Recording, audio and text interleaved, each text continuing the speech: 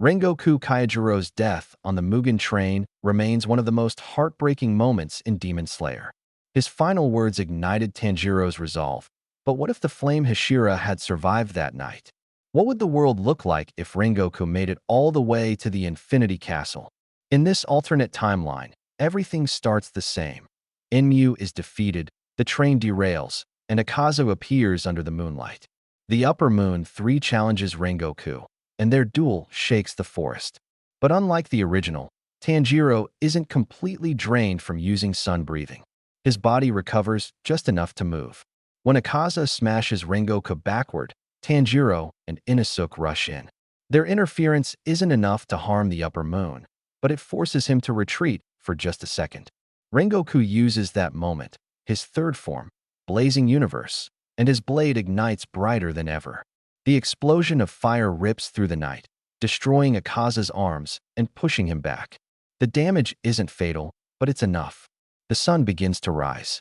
Akaza, realizing his time is up, escapes into the shadows. The Demon Slayers don't win, but they survive.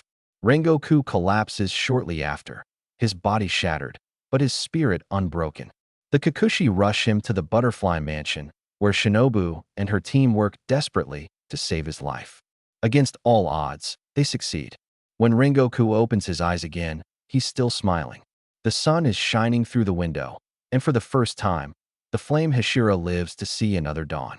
During his recovery, he invites Tanjiro to stay with him. In the original story, Rengoku only passed down advice and a sword guard. But here, he becomes a mentor. Together, they visit the Rengoku estate, confront Shinjuro, and recover the true secrets of the Flame Archives. Tanjiro begins his journey into the deeper layers of sun breathing, not through fragments of memory, but under Rengoku's direct guidance. Part 2. The Rise of United Pillars.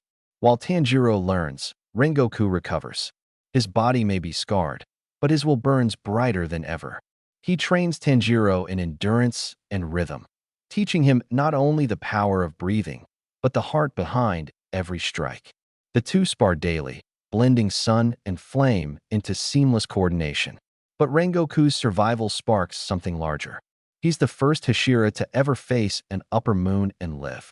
That realization drives him to rethink everything about the Demon Slayer core. He begins proposing a radical idea. The Hashira must train as teams, not isolated warriors. Until now, every Hashira fought alone, their pride, their style, their battle. But Rengoku sees what's coming. Muzan's army is growing, and solo strength won't be enough. With his influence, the Hashira begin joint exercises, experimenting with combinations of breathing styles. Gyomei's earth-shattering stances complement Sanemi's reckless aggression. Abanai's precision synchronizes with Mitsuri's fluid love breathing. Even Shinobu starts developing hybrid tactics using poison support in coordinated strikes. Meanwhile, Tanjiro's training under Rengoku transforms him completely. By the time the Entertainment District mission begins, he's no longer switching between water and sun breathing. His technique is stable, his rhythm perfect. When he faces Daki, his blade glows with heat, cutting through her ribbons in a single motion. When Jotaro appears, Tenjin is still poisoned. But this time, Tanjiro's mastery of sun breathing lets him by the time Yuzui needs to complete his musical score technique. Together, they force the upper moons into chaos, and for the first time, the Demon Slayers win without catastrophic losses. Tenjin survives. Rengoku's vision, teamwork, is working. Part 3. The Last Flame of the Dawn. Years pass. The core grows stronger, not just in power, but in unity. During the Swordsmith Village arc, Tanjiro's sun breathing evolves into a full-fledged art.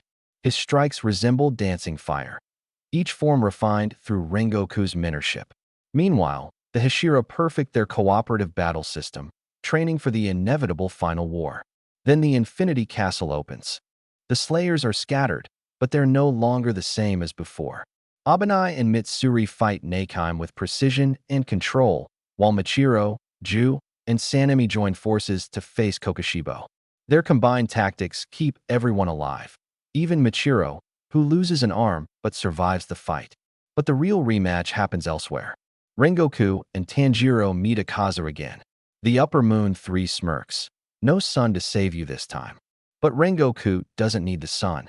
He and Tanjiro move like one, the student and the master.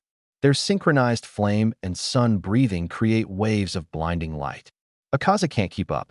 His regeneration falters under the relentless rhythm. Together, they cut him down. The flame that once fell now burns brighter than ever. When Muzan finally appears, the core is united like never before. Pillars fight side by side.